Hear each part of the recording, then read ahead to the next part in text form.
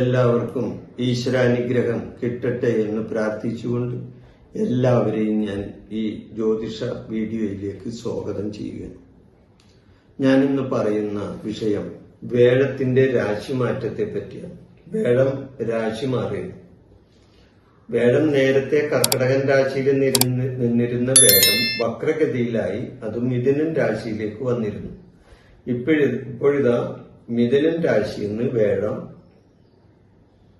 വീണ്ടും കർക്കിടകൻ രാശിയിലേക്ക് സംക്രമിക്കാൻ പോകുന്നു. അപ്പൊ കർക്കിടകൻ രാശി എന്ന് പറഞ്ഞ വേഴത്തിന്റെ ഉച്ചരാശി കൂടിയാണ്.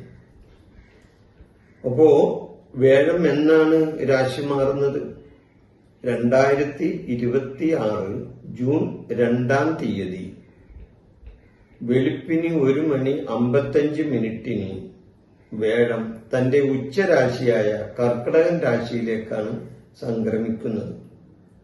ഒരു ഗ്രഹം ഉച്ചരാശിയിൽ പ്രവേശിച്ചാൽ ആ ഗ്രഹത്തിന് ഫലദാനശേഷി കൂടും എന്നാണ് ജ്യോതിശാസ്ത്രം പറയുന്നത്. വേഴം ആരാണ്? സർവേശ്വര ഗ്രഹം കൂടിയാണ്.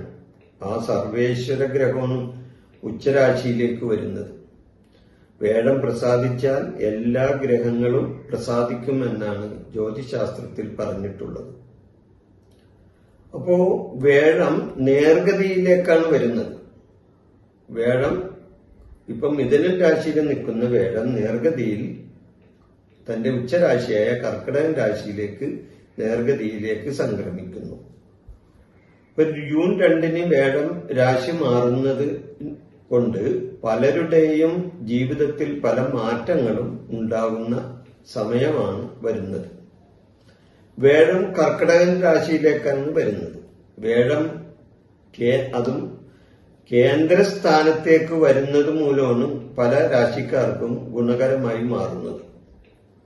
വേഴം കേന്ദ്രസ്ഥാനത്തിലേക്ക്. അപ്പൊ കേന്ദ്രസ്ഥാനങ്ങൾ ഏതാണ്? 1, 4, 7, 10 കേന്ദ്രസ്ഥാനങ്ങളാണ്. അപ്പൊ ചന്ദ്രകേന്ദ്രത്തിൽ വേഴം നിന്നാൽ അതിനെ ഗജരാജ യോഗം അല്ലെങ്കിൽ ഗജകേസരി യോഗം എന്ന് പറയും. അതോടൊപ്പം തന്നെ ഹംസയോഗത്തിന്, അതായത് പഞ്ചമഹാപുരുഷ യോഗങ്ങളിലൊന്നായ ഹംസയോഗത്തിന്റെ ഫലങ്ങളും ഈ വേഴം ഉച്ചത്തിൽ നിൽക്കുമ്പോൾ ഈ ഞാൻ ഇനി പറയുന്ന നക്ഷത്രക്കാർക്ക് അതിന്റെ നല്ല ഫലങ്ങൾ കിട്ടാവുന്നതാണ്. അപ്പൊ ഏതൊക്കെ രാശികൾക്കാണ് ഗുണം വരുന്നത്? 4 രാശികൾക്കാണ് ഗുണം വരുന്നത്. അത് ഏതൊക്കെയാണ്? ഒന്ന് കർക്കിടകൻ രാശിക്കാർക്ക്, മറ്റൊന്ന് മേടൻ രാശിക്കാർക്ക്, പിന്നെ മകരൻ രാശി, പിന്നെ തുലാം രാശി, ഇവരാണ്. അപ്പോ ഈ ആദ്യം തന്നെ ഈ കർക്കിടകൻ രാശിക്കാർക്ക് എന്തൊക്കെയാണ് കാര്യങ്ങൾ വന്നു ചേരുന്നത് എന്ന് നോക്കാം. അപ്പൊ വേഴം ആരാണ്? ധനകാരകനാണ്.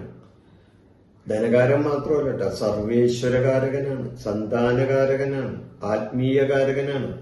എന്നാൽ നമുക്കിവിടെ ഈ പറഞ്ഞ നക്ഷത്രക്കാർക്ക് അല്ലെങ്കിൽ രാശിക്കാർക്ക് ധനയോഗമാണ് കൂടുതൽ വരാൻ പോകുന്നത്. അപ്പൊ ഇവർക്ക് ധനയോഗമാണ് വരുന്നത്. ധനകാരകനായ വേഴമാണ് കേന്ദ്രസ്ഥാനത്തേക്ക് എത്തുന്നത്. അതും ഉച്ചരാശിയിലാണ് വരുന്നത്. അശ്വതി, ഭരണി, കാർത്തിക, കാലി അത് മേടക്കൂറിൽ വരുന്ന നക്ഷത്രമാണ്. പുണർദം, കാല്, പൂയം, ആയില്യം അത് കർക്കിടക രാശിയിൽ വരുന്ന നക്ഷത്രങ്ങളാണ്. ഉത്രാടം, മുക്കാൽ, തിരുവോണം, അവിട്ടം, അര അത് മകരൻ രാശിയിൽ വരുന്ന നക്ഷത്രങ്ങളാണ്. ചിത്തിര, അര, ചോതി, വിശാഖം, മുക്കാലി അത് തുലാക്കൂറിൽ വരുന്ന നക്ഷത്രങ്ങളാണ്. അപ്പൊ ഈ നക്ഷത്രങ്ങൾ ഉൾക്കൊള്ളുന്ന രാശികളാണ് ഞാൻ നേരത്തെ പറഞ്ഞത്. കർക്കിടകം, മേടം, മകരം, തുല. കർക്കിടകം, മേടം, മകരം, തുല ഈ 4 രാശികൾ. അപ്പൊ ആദ്യം തന്നെ നമുക്ക് കർക്കിടകൻ രാശിയിലെ കാര്യങ്ങൾ നോക്കാം. അപ്പൊ കർക്കിടകൻ രാശിയിൽ വരുന്ന നക്ഷത്രം ഞാൻ പറഞ്ഞല്ലോ, പുണർദം, കാലി, പൂയം, ആയില്യം ഈ നക്ഷത്രങ്ങളാണ് കർക്കിടകൻ രാശിയിൽ വരുന്നത്. അപ്പൊ ഇവരുടെ കർക്കിടകൻ രാശിയുടെ ജന്മരാശിയിലാണ് വേഴം നിൽക്കുന്നത്. അപ്പൊ സാധാരണ ജന്മരാശിയിൽ വേഴം നിന്നാൽ ചിലപ്പോ അത് വേഴത്തിന്റെ നല്ല ഫലങ്ങൾ കിട്ടാതെ പോകും എന്ന് അങ്ങനെ ചില ഇതുണ്ട്, പ്രമാണങ്ങളുണ്ട്. എന്നാൽ ഈ വേഴം ജന്മരാശിയിൽ, ഈ കർക്കിടകൻ രാശിയിൽ ജന്മരാശിയിൽ നിൽക്കുമ്പോൾ അത് ഉച്ചത്തിലാണ് നിൽക്കുന്നതെന്നുള്ള ഇത് വേണം. അതുകൊണ്ടാണ് ഇവർക്ക് കൂടുതൽ പവർ കിട്ടുമെന്ന് പറയുന്നത്. ഈ കർക്കിടകൻ രാശിക്കാർക്ക് ഉച്ചത്തിലാണ് വേഴം നിൽക്കുന്നത്. അപ്പൊ ധനകാരകനായ വേഴമാണ് ഉച്ചത്തിൽ നിൽക്കുന്നത്. ഇവരെ സംബന്ധിച്ച് ഈ വളരെയധികം നേട്ടങ്ങൾ ഉണ്ടാവുന്ന ഒരു സമയം. ഞാൻ നേരത്തെ പറഞ്ഞില്ലേ, ഗജരാജയോഗം, ഗജകേസരി യോഗം. എന്താണ് ഈ ഗജകേസരി യോഗം എന്നും പറഞ്ഞാൽ? എന്താണ് ഗജരാജയോഗം എന്ന് പറഞ്ഞു? അതായത് ഗജം എന്ന് പറഞ്ഞ ആന, രാജ അതായത് കേസരി, രാജൻ എന്നൊക്കെ പറഞ്ഞ സിംഹമാണ്. അപ്പൊ ആനയുടെ കരുത്തും സിംഹത്തിന്റെ തേജസ്സും ഒത്തുവരുന്ന ഒരു സമയം, ഒരു യോഗം. അതിനാണ് ഗജരാജ യോഗം അല്ലെങ്കിൽ ഗജകേസരി യോഗം എന്നൊക്കെ പറയുന്നത്.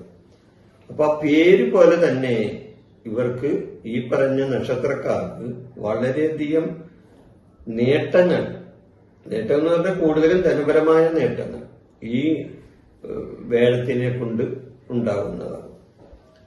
അപ്പൊ ഇവരെ സംബന്ധിച്ച് അപ്രതീക്ഷിതമായ ധനനേട്ടങ്ങളാണ് ഇവർക്ക് വരാൻ പോകുന്നത്. ഇവര് പ്രതീക്ഷിച്ചിട്ടുണ്ടാവില്ല ഇവർക്ക് ഈ പൈസ വരുമെന്നോ അല്ലെങ്കിൽ അതേപോലെയുള്ള സൗകര്യങ്ങൾ കിട്ടുമെന്നോ അവർ പ്രതീക്ഷിച്ചിട്ടുണ്ടാവില്ല. കാരണം അത്രയും നല്ല ഒരു സ്ഥാനത്താണ് വേഴം നിന്നുകൊണ്ട് ഇവർക്ക് ഫലം കൊടുക്കുന്നത്. അപ്പൊ മേടൻ രാശിയുടെ 4-ലും ഈ കർക്കിടകൻ രാശിയുടെ ജന്മത്തിലും മകരൻ രാശിയുടെ 7-ലും തുലാൻ രാശിയുടെ 10-ലുമാണ് വേഴം വരുന്നത്. അതാണ് 1, 4, 7, 10 എന്ന് പറഞ്ഞത്. അത് കേന്ദ്രസ്ഥാനങ്ങളാണ്. അപ്പൊ കേന്ദ്രസ്ഥാനങ്ങളിൽ വേഴം വന്നാൽ അത് ചന്ദ്രകേന്ദ്രത്തിൽ, ചന്ദ്രൻ എന്ന് പറഞ്ഞ നക്ഷത്രങ്ങളാണ്. അപ്പൊ ചന്ദ്രകേന്ദ്രത്തിൽ വേഴം വരുമ്പോഴാണ് ഇങ്ങനെയുള്ള യോഗങ്ങൾ ഉണ്ടാവുന്നത്. അപ്പൊ ഞാനിത് കൂടുതലായിട്ട് ഇങ്ങനെ പറയുമ്പോൾ ചിലവർക്ക് ഇത് ആവർത്തന വിരസതയായിട്ടൊക്കെ ചിലവർ പറയും. കാരണം ഇത് പെട്ടെന്ന് മനസ്സിലാകാൻ വേണ്ടിയാണ്, പലർക്കും മനസ്സിലാകാൻ വേണ്ടിയാണ് ഞാനിങ്ങനെ ആവർത്തിച്ച് ചില കാര്യങ്ങൾ പറയുന്നു. നിങ്ങൾക്കത് ബോധ്യപ്പെടണം. ഞാൻ വെറുതെ എന്തെങ്കിലുമൊക്കെ പറഞ്ഞ് അങ്ങോട്ട് പോയാൽ പോരല്ലോ. അപ്പൊ അതുകൊണ്ട് ഇതിൻ്റെ സത്യാവസ്ഥ എന്താണെന്നൊക്കെ മനസ്സിലാകാൻ വേണ്ടിയാണ് ഞാനിങ്ങനെ ആവർത്തിച്ച് ചില കാര്യങ്ങൾ പറയുന്നത്. ഇനി ഇത് കൂടാതെ എന്റെ ഈ ചാനൽ നിങ്ങൾ സബ്സ്ക്രൈബ് ചെയ്തിട്ടില്ലെങ്കിൽ ഇതൊന്ന് സബ്സ്ക്രൈബ് ചെയ്യാനും ലൈക്ക് ചെയ്യാനും ഇതൊന്ന് ഷെയർ ചെയ്യാനും നിങ്ങൾ തയ്യാറാകണമെന്നുള്ള ഒരു അഭ്യർത്ഥന ഈ സമയത്ത് നിങ്ങളുടെ മുന്നിൽ വെക്കുകയാണ്. അപ്പൊ നമുക്ക് ഈ ചന്ദ്രകേന്ദ്രത്തിൽ വേഴം നിന്നാൽ, ഈ പറഞ്ഞ രാശിക്കാരുടെ കേന്ദ്രസ്ഥാനത്തേക്ക് വേഴം നിന്നാൽ എന്താണ് വരുന്നതെന്ന് നോക്കാം. കുടുംബ സംബന്ധമായ ഐശ്വര്യം, ധനനേട്ടം, കുടുംബത്തിൽ സമാധാനം, ഇതെല്ലാം വന്നു ചേരുന്നതാണ്. പ്രത്യക്ഷത്തില് ധനപരമായ നേട്ടങ്ങളാണ് കൂടുതലും ഉണ്ടാകുന്നത്. ചെയ്യുന്ന പ്രവൃത്തികളിൽ വിജയം ഇവർക്ക് ഉണ്ടാവും. ഈ സമയം കർമ്മരംഗത്ത് പുരോഗതി ഉണ്ടാവും.